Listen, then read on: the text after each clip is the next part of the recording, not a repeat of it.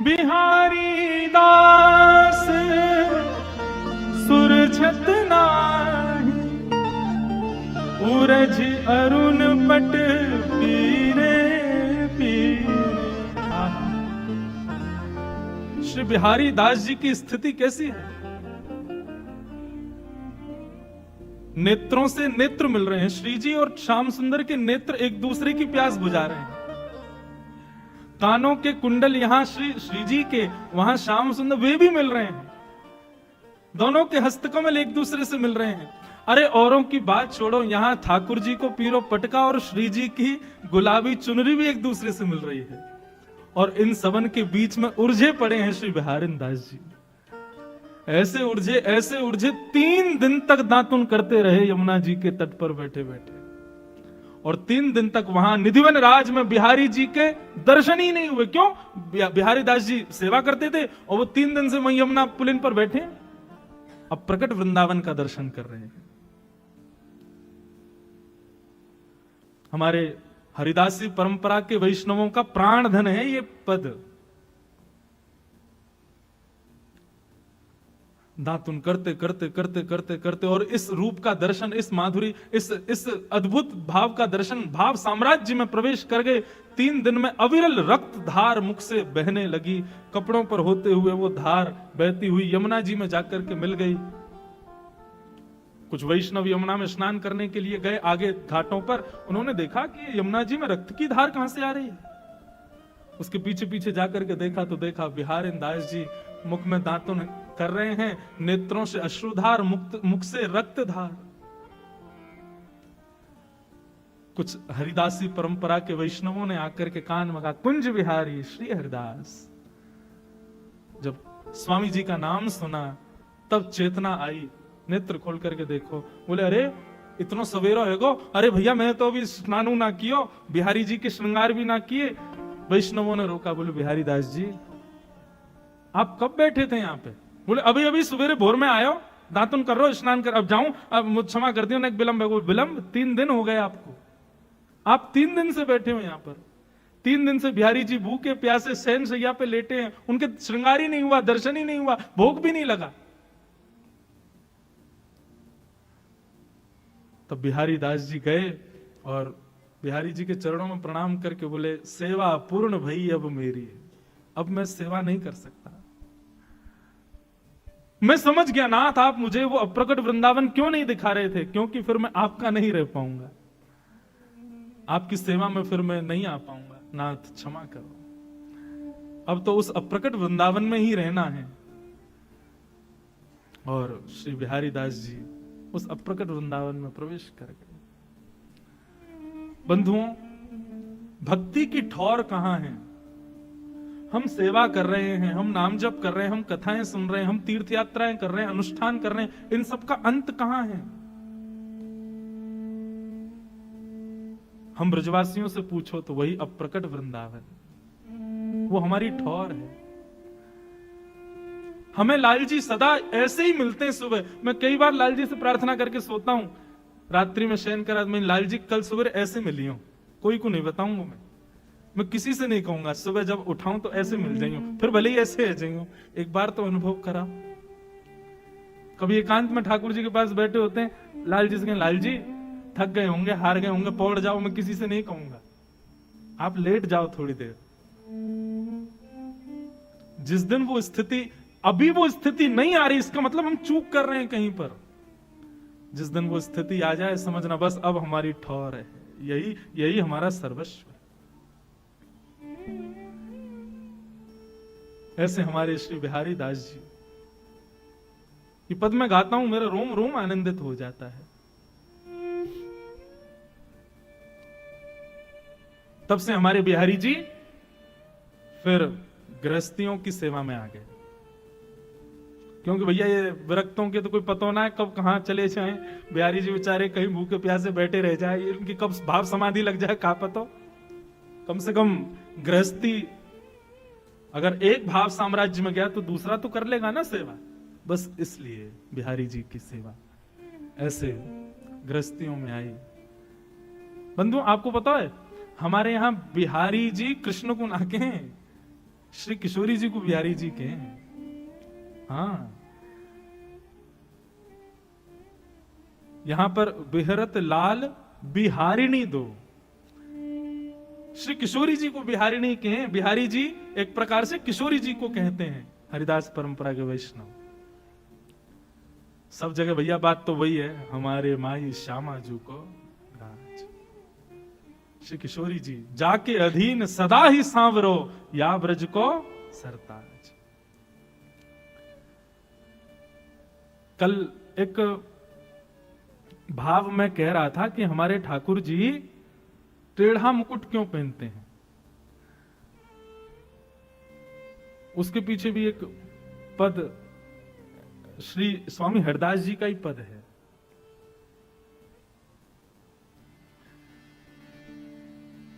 बहुत सुंदर पद है श्री स्वामी हरदास जी महाराज का।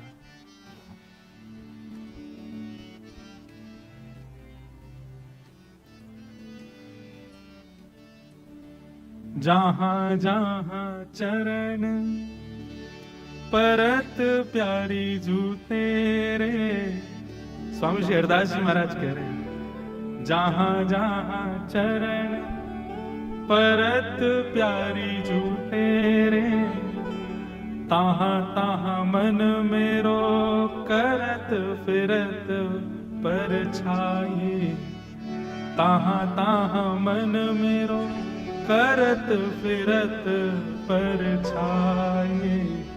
जहां जहां किशोरी जी के चरण जाते हैं तहां तहां ठाकुर। अच्छा, ठाकुर जी हमारे टेढ़े थोड़े ही हैं, ये लाल जी टेढ़े श्री जी ने कर दिए हैं। बुरा मत मानियो श्री जी वाले हो, ये लाल जी हमारे टेढ़े नहीं है। ये श्री जी कब कहां चरण रख दें तो ठाकुर जी अपने मुकुट को ऐसा करते हुए चलें कि वहां पे छाया पड़े, और श्री जी के चरणन को छाया पड़े। हमारे ठाकुर जी हमारे दुल्लर तिल्लर रह के और चलें कि भैया कहीं यहाँ छाया बनी रहे, छतरी बनी रहे। एक रासलीला का पद आता है, कैसे है,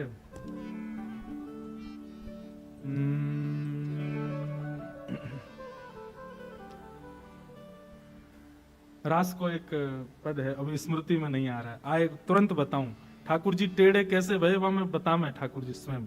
तो जहां जहां चरण परत प्यारी जू तेरे, ताहां ताहां मन मेरो करत फिरत पर छाई। और अगली बात कितनी सुंदर, स्वामी हरदास जी कह रहे हैं, बहुत मूर्ति मेरी चवर डुरावत, को बीरी खवावत एक आरसी ले जाही। आहा, ठाकुर जी जब निवृत्त निकुंज में श्री जी के संग विराजते हैं तो ठाकुर जी कभी श्री जी की चोटी गूंथने लग जाते हैं, लेकिन तभी ठाकुर जी को मन होवे ये पायल नीचे पड़ी है श्री जी के चरण में पहना दूं, तो ठाकुर जी चोटी छोड़ के जैसे ही श्री जी को पायल पहना, अरे बताओ अब महाश्रम है गया ना, वहां चोटी पूरी बना नहीं पाए, यहाँ पायल पहनाने आनो पड़ो, पायल पहनावे जामे। इतने ही किशोरी जी के मुखमंडल पर प्रश्वेत के बिंदु देखें सो ठाकुर जी चमर डोरावन लग जाए।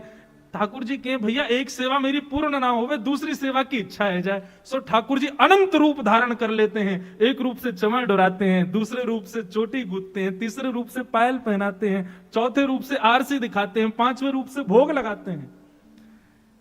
निवृत्त निकुंज में सखियों का प्रवेश नहीं है, वहां पर एक किशोरी जी और अनंत ठाकुर जी मिलके एक श्री जी को श्रृंगार करें, एक श्री जी की सेवा करें।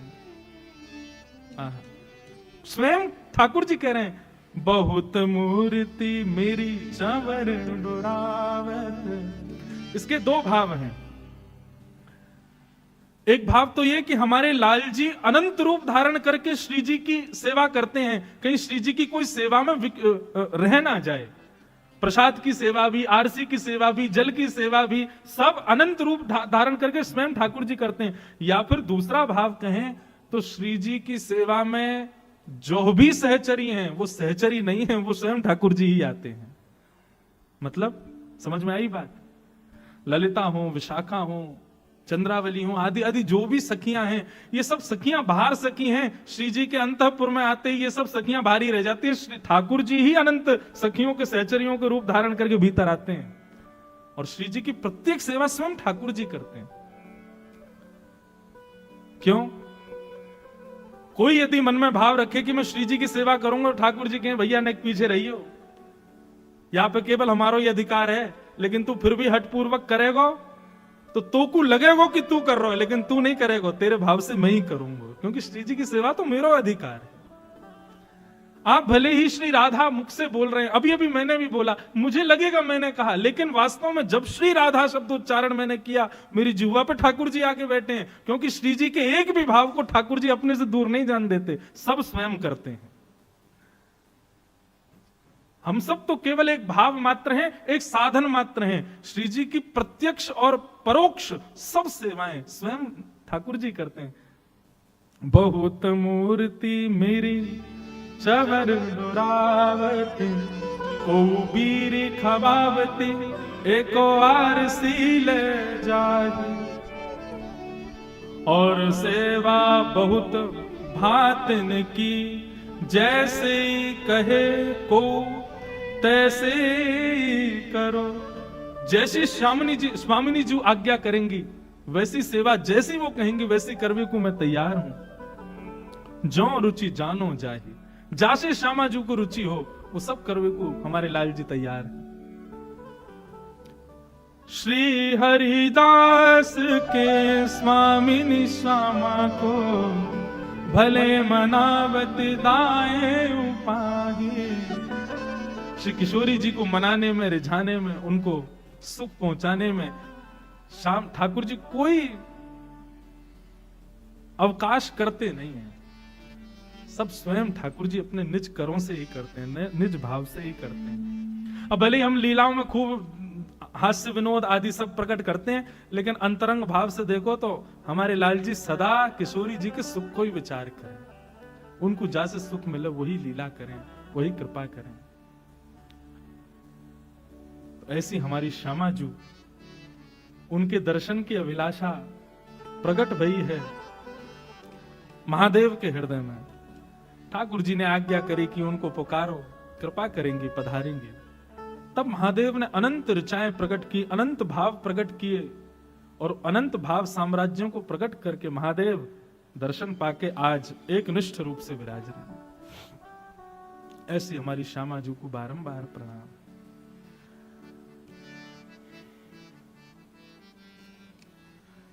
अब एक लीला, मधुर लीला, ठाकुर जी की दान की लीला। एक सुना में आपने दान लीला तो बतेरी सुनी होंगी, लेकिन आज की लीला में थोड़ा सा एक अंतर है। जिन लोगों को नहीं पता दान लीला कायसों कहें, उन्हें ध्यान से सुनी हो। दान लीला में समस्त ब्रज की गोपियां अपने घर से दही, माखन, दूध, दही, इन सबको भंडार इकट्ठो करें, और एक स्थिति आवे पर ये सब वाकू अपने अपने मटकान में भर के मथुरा बेचवे जामे।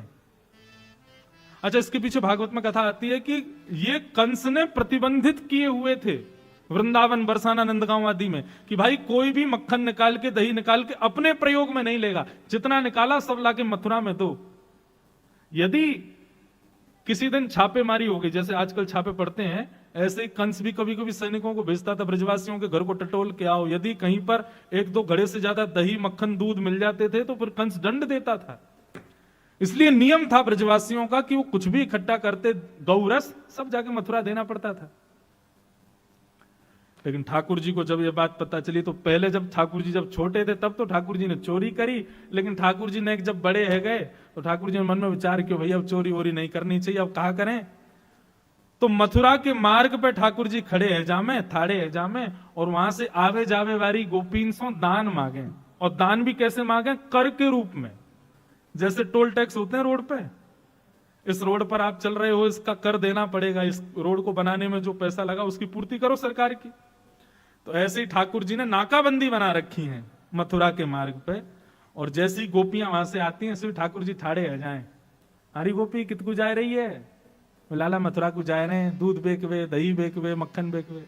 बोले रोड को कर दे के जाओ, या मार्ग को कर देना पड़ेगा। फिर वहां गोपियों के और ठाकुर जी के बड़े अद्भुत संवाद होते हैं। गोपी नहीं मानती तो फिर ठाकुर जी अदबद के उसकी मटकी फोड़ दें, या बाकी माखन को चुरा के भागें। ऐसी दान लीला प्रसिद्ध है। एक हमारे पूज्य नाना जी सुनाते थे, एक बार चंद्रावली जा रही थी और वह चंद्रावली को देख करके ठाकुर जी ने रोक लियो। अब वो चंद्रावली जब दान लीला हो गई उसके बाद सखियों को बता रही मेरे संग कहा भयो। बोले नंद लाडले ने घेर लई, आज नंद लाडले ने घेर लई। कैसे घेर लई भैया? बोले मैं घेर लई मोत कहने लगो दही को दान दे। दूसरी गोपी बोली तेरे संग तो बहुत सारी गोपी, सवन को छोड़ के वह नंद के लाला ने तो कोई क्यों घेरो? बोले ये प्रश्न मैंने भी किया। क्यों रे लाला, आगे भी गोपी जा रही है, पीछे बतेरी गोपी है, इनते मांग ले दान, तो को मैं ही क्यों दिखी? सो लाला कहा कह रहे अगली को पत्रो, अगली को दही पत्रो है और पिछली को बासो, बीच की मेरे मन में बस गई नंद लाडले। बंधु एक बात मन में आती है, हमारे ठाकुर जी को गौरस कितना प्रिय है। चंद्रावली बोली अरे लाला मटकीन में धरे दही तो कैसे पता चल गो कि पत्रो है कि बासो है कि कैसो है? ठाकुर जी बोले जोहरी जाने हीरे को दाम, हमसे बढ़िया कौन समझेगा? अरे हमें दूर से सुगंधी आ जा, हम सुगंधी ते बता देंगे कि दही कब कितने बजे कैसे निकारोगे हो है। हमारी नाक बहुत तेज है चंद्रावली, हम यहाँ बैठे बैठे ऐसे ही नाम बैठे रहे। हम कर यही बात को मांगे कि हम तुम्हारी दहियन के एक्सपायरी डेट हमें पता रहे, कितने दिन की है, कितने समय की है। एक लीला आती है ब्रज लीला में, एक सखी को सुबह सुबह विरह हो गया, बहुत विरह। किस बात का विरह? ठाकुर जी के दर्शन का विरह हो गया। पहुंच गई नंद भवन और नंद भवन जाकर के यशोदा मैया से बोली मैया आज मेरे घर में पूजा हैवेगी और वह पूजा के काजे मुकु गोबर को चौका लगानो, तो आपके यहाँ की पद्मा गैया को मैं गोबर ले जाऊं? मैया बोली गोबर कोई मांगवे की चीज है, जितना मन करो उतना ले जा, ले जा, बढ़िया जितना तेरा मन हो ले जाइयो, कोई वो हमें भाव थोड़ी। अरे जितना हमें 9 लाख गाय हमारे यहाँ। ठाकुर जी दूर बैठे हुए सोई उठ के आ गए, हरी मैया तेने वह सखी तो यो क्यों कह दी कि जितना तेरा मन हो उतना ले जा? अरे तू ना जाने भैया या को नाम है गोवर, गो माने गैया और वा को वर यानी वरदान। गैया को वरदान साक्षात लक्ष्मी निवास करे, हम अपने घर की लक्ष्मी कोई और को क्यों देंगे?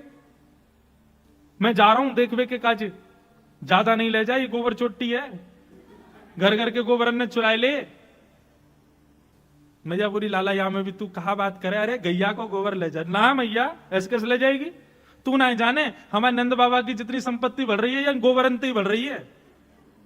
मैया बोली अब तेरे जो मन में आए सो कर, जा चलो जा। ठाकुर जी पीछे से पहुंच गए। अच्छा वो आई तो इसीलिए थी कि नंदलाल मुंह को दिख जाए, मुंह को उनके दर्शन हो जाए। ठाकुर जी पीछे खड़े हो गए। जैसे ही वो गोबर भर करके उचान लगी सो ठाकुर जी तो बोली लाला ये बहुत भारी है, मेरी मदद कर दे उचावे में। ठाकुर जी बोले हमारो घर को गोबर, हमारी गैया को गोबर और ले वे आइए तू ऊंचा में, हम खुद ऊंचा के चली जा। अरे लाला देख बड़े बूढ़ो शरीर है हमारो, नेक नेक में नेक कर दे कर। ठाकुर जी बोले हम नंद के लाला है, मुफ्त में कछु ना करें। कहा देगी बताइए? गोबर ऊंचाए हुए को कछु बता कहा देगी? गोपी बोली या मुंह तो को कछु चाहिए, गोबर ऊंचावे को तो कछु चाहिए। ठाकुर जी बोले ऐसे ना जाएंगे, बता कहा देगी? और सुन नंद रानी ने तो को मुफ्त में दे दियो गोबर, लेकिन मैं तो या को भी मोल लगाऊंगा।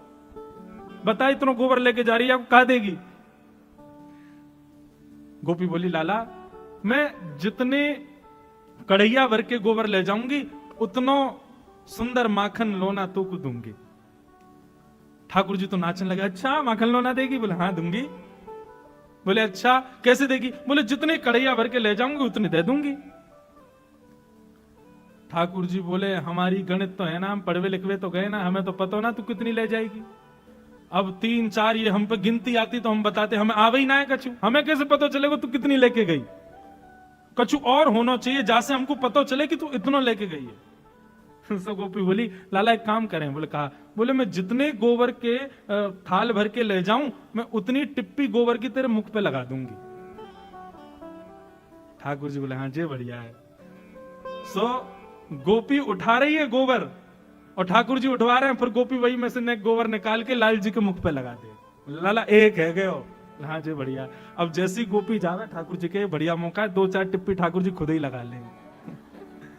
गोपी लौट के अरे अभी तो मैंने एक ही उठाया, उतने कहां थे? बोले अच्छा, एक तो हमारी गैया को गोबर ले जा रही है, ऊपर ते मोल और कम कर रही है। अब बातन ने मत बनावे, तेने इतने गोबर लिए हैं। इतने प्रेमी हैं, इतने रसिक हैं ठाकुर जी। ठाकुर जी को 2 ही चीज तो प्रिय हैं, या तो गौरस या रसेश्वरी श्री राधा। ये 2 ही तो प्रिय हैं हमारे लाल जी को। गोपी आनंद है गई ठाकुर जी के भाव सुन के। इतने में ही गोपी ने एक थाल उठाया गोबर को और ऐसा तिरछो करके लाला पे गिर दियो पूरा, और भाज गई माते। ठाकुर जी दौड़ के जाने लगे। इतने में यशोदा की कहा भैया, देख मैया मुंह पे देख, गोबर उछाल के चली गई है सबरो। मैया बोली अरे तू भी माने ना है, कितना श्रृंगार कर लो या गोबर में आके खेल, ला तेरा मुखमंडल साफ कर दू। मैया ध्यान ते करियो, टिप्पीन ने गिन लियो पहले, उतने माखन के लौना मिलने भैया गोपी के आते। ऐसे हमारे श्याम सुंदर तो गौरस के तो अति प्रेमी हैं। पर आज दान लीला में कुछ अद्भुत हुआ। क्या? सब गोपी आके बोली लाला हम इतनी मेहनत करके दही दूध घी मक्खन सब निकारें और तुम यहां हमसे दान लेके सबन को व्यर्थ कर दो। तुम ना जानो हमें कितना श्रम करना पड़े, और बाकी बाद भी बिना मोल को अपनो ये सब गौरस आपको प्रदान करने में कितना श्रम हो गए, आपको भी तो पता चलना चाहिए। ठाकुर जी बोले तो कहा कहना चाह रही, सही बताओ। बोले कल की दान लीला कुछ अलग होएगी। ठाकुर जी बोले कहा होएगा? बोले कल श्री जी बनेंगी नंदलाल और तुम बनोगे श्री किशोरी जी, और ये तुम्हारे सबरे गोबर चोट्टा से जितने सखाए ये सब हमारा रूप धारण करके आएंगे, और कल तुम दही बेचवे के काजे जाइयो और हमारी श्री जी दान मांगेंगी। कल हमारी लाडली जो दान मांगेंगी और आप दान देके जाओगे, तब आपको भी तो पता चले भैया दान लीला में कितना श्रम हमको लगे। ठाकुर जी बोले अच्छा तो आप लोग दान मांगो। बोले नहीं, कल आपकी भूमिका तो श्री जी निभाएंगी और आप हमारी श्री जी की भूमिका निभाइयो। ठाकुर जी बोले चलो ठीक है, फिर तो अब यही होने दो। आहा इतने सुंदर भाव हैं। आज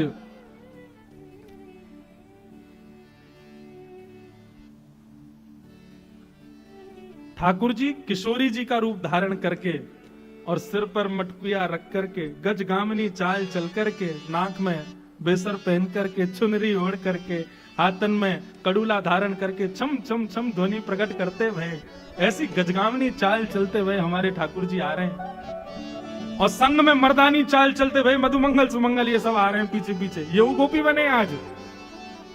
कभी मधुमंगल की चुनरी उतर जाए, कभी कछुआ जाए। ठाकुर जी हमारे बिल्कुल बढ़िया हैं, उनको कोई श्रम नहीं हुआ। वो तो जाने श्री जी कैसे बननो, क्यों श्री जी के दर्शन के काजे खूब नारी बन बन के जामे। परंतु आज ठाकुर जी की तो अद्भुत स्वरूप है।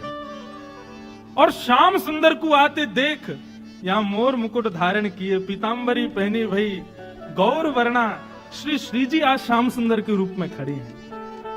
और दूर से जैसे ही आते देखे हैं श्री जी के रूप में ठाकुर जी को, तो किशोरी जी ठाकुर जी के रूप में गा रही हैं। हमारो दान दे जारी, ध्यान से कहियो, ये हमारे ठाकुर जी नहीं गा रहे हैं, श्री जी गा रही हैं। लेकिन श्री जी को रूप ठाकुर जी को है, और गा कौन के लिए नहीं है? गा ठाकुर जी के लिए रही है, लेकिन ठाकुर जी आज श्री जी के रूप में है।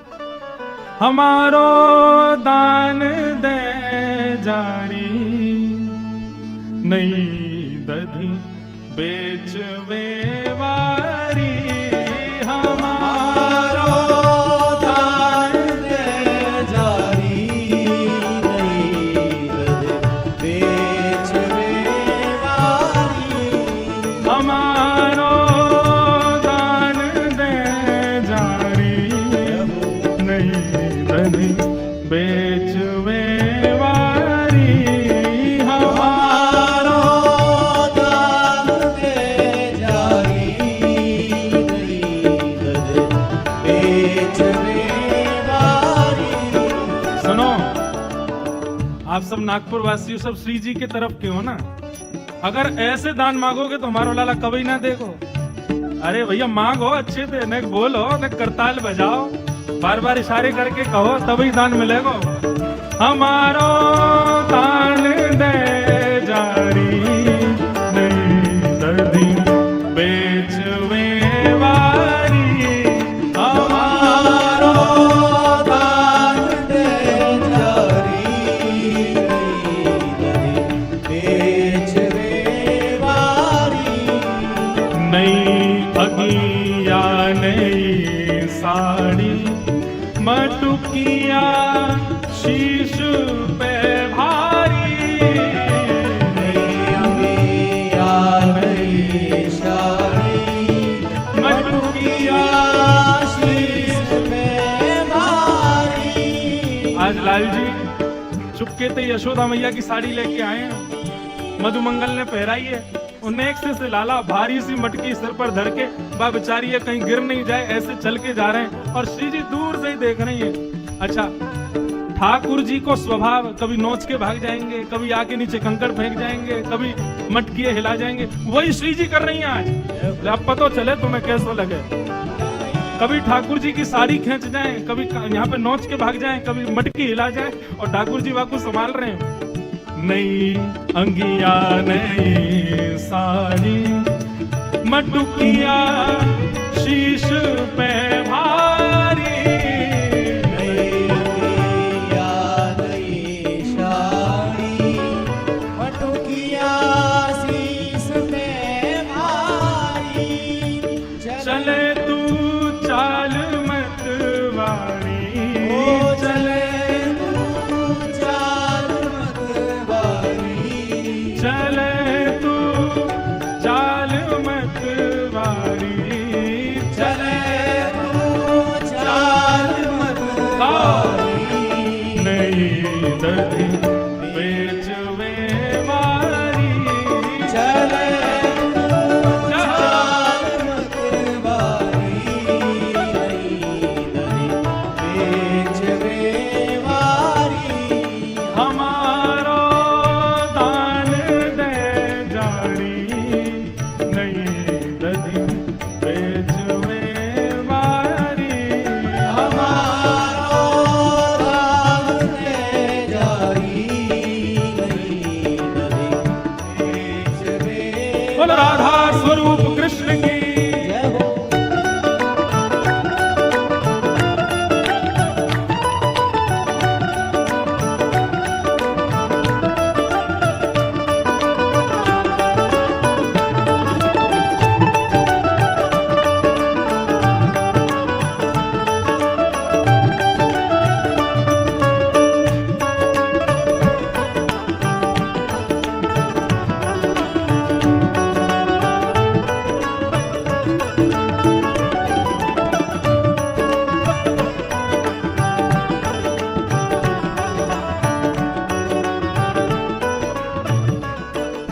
और कैसे लग रहे हैं ठाकुर जी?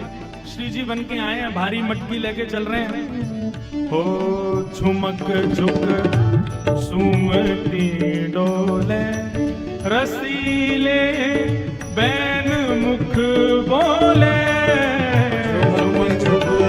झूमती डोले रसीले बेन मुख बोले।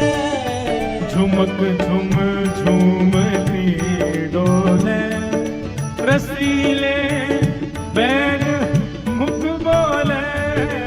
झुमक झुक झूमती डोले रसीले बेन मुख बोले। अच्छा, ये रसीले बैन मुख बोले या को मतलब कहा समझ रहे हो आप स्थिति तो देखो। नन्हे से ठाकुर जी भारी मटकी, वहां में भी तिरछी चाल और वहां में भी श्री जी बीच बीच में आके छेड़ रही हैं। ठाकुर जी मीठे वाणी बोलेंगे। ठाकुर जी कह रहे हैं आज कल बताऊंगा तो।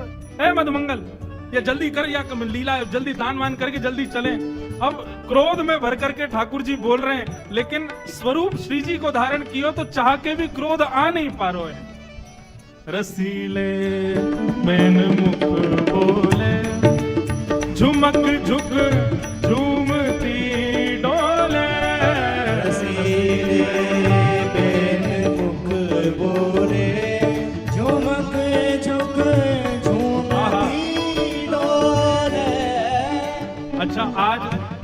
तो कृष्ण बनी है और ये ललिता विशाखा आदि ये सब मधुमंगल श्री दामा बन के आई हैं। किशोरी जी ललिता के कंधे पे हाथ धर के कह रही हैं, बोले देखिए सखी लग कैसे रही है, और ये घूंघट क्यों नहीं खोले, ये घूंघट क्यों नहीं खोले, अरे ये घूंघट क्यों नहीं खोले, ये घूंघट क्यों नहीं खोले, क्यों मरी जाए लाज की मारी, ये घूंघट क्यों नहीं खोले, मरी जाए लाज की मारी, अरे हमारो दान दे जारी नहीं दधी बेग में वारी,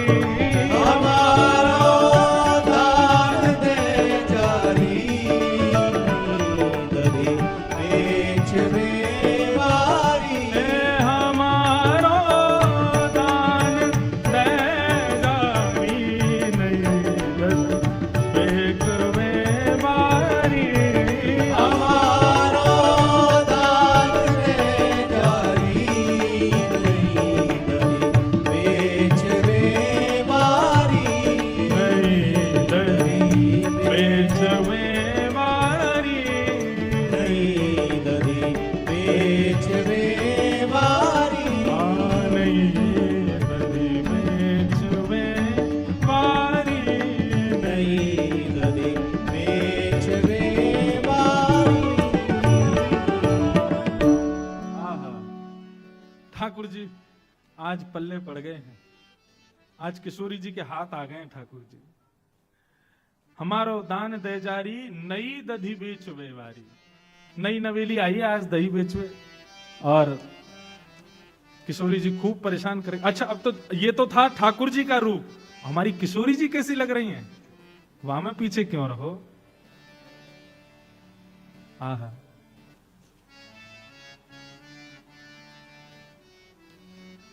आहा, बहुत सुंदर पद है, श्री विठल विपुल बिहारी जी को पद है कि किशोरी जी ठाकुर जी के रूप में कैसी लग रही हैं।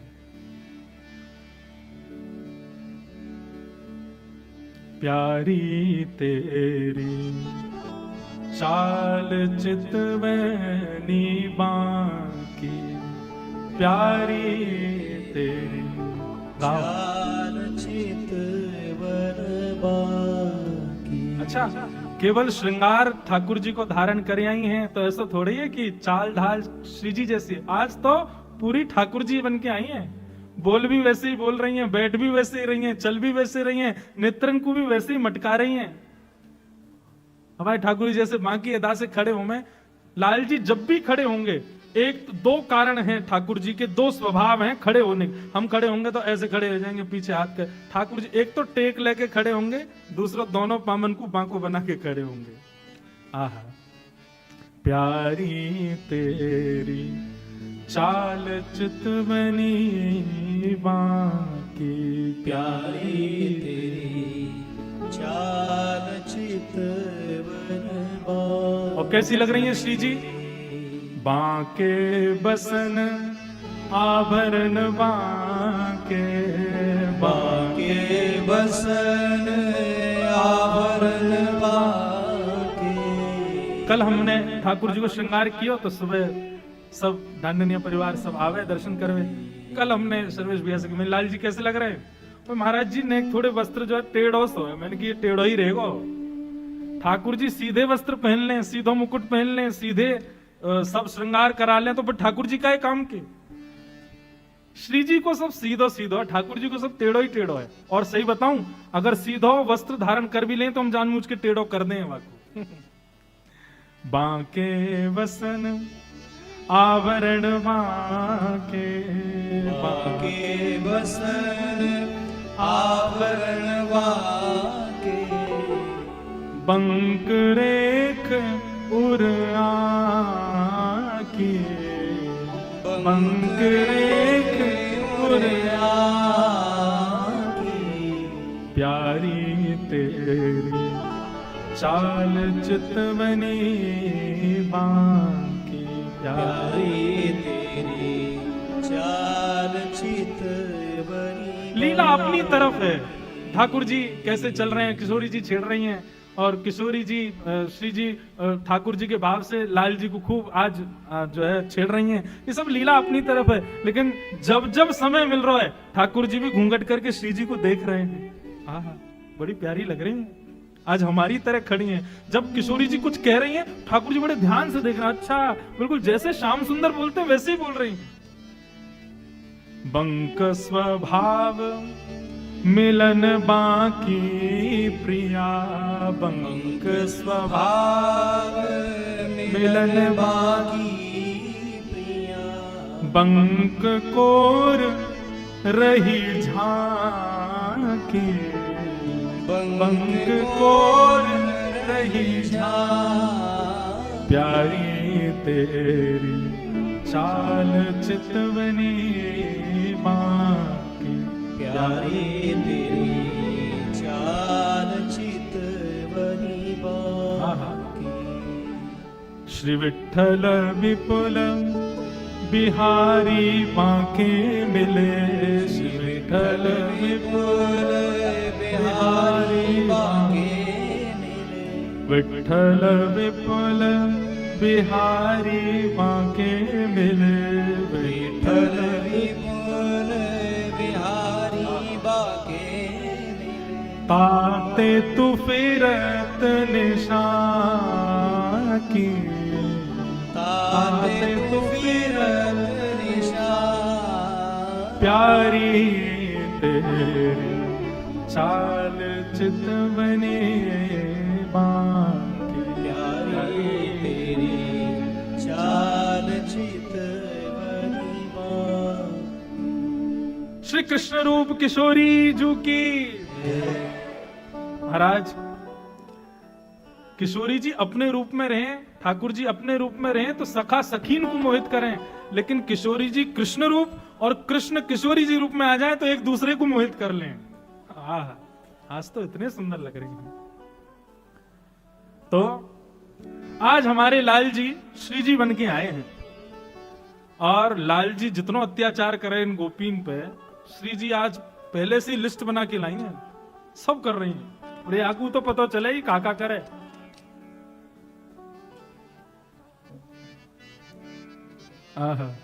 अब ये ब्रज भाषा की पंक्तियों में लीला है पूरी, सुनो।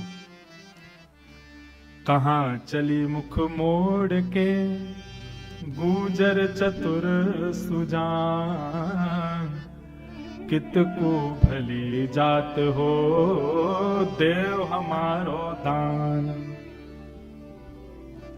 कहां चली मुख मोड़ के गुजर चतुर सुजान, कितको भूली जात हो देव हमारो दान। जय जय श्री राधे। लाल